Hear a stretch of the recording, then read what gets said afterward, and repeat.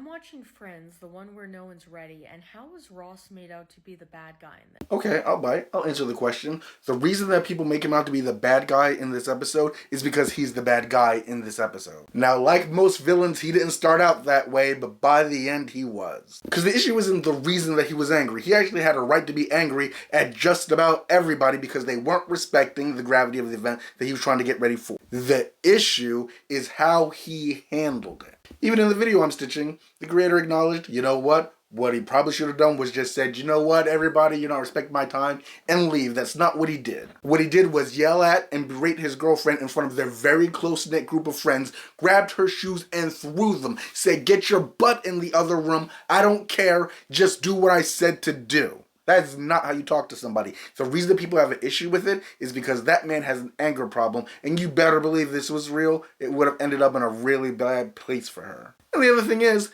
Rachel was the only one who wasn't messing with him. Everybody else was disrespecting Ross and not paying attention to his time. I was actually told to watch this episode because somebody said, this is the one episode that makes me feel for Ross. And I did up until that point because if he had let her talk, which he cut her off and he didn't let her talk, she was actually trying to look her best for him. She wasn't wasting time. She was saying, hey, fashion is one of the only things that I'm good at. I can support my man like this. I have a question for you. And he could have answered that question, they would have gone, and it would have been fine. Instead, he chose to blow up at her. And I applauded so much when she came out in those sweats. I was like, yes, girl, choose you.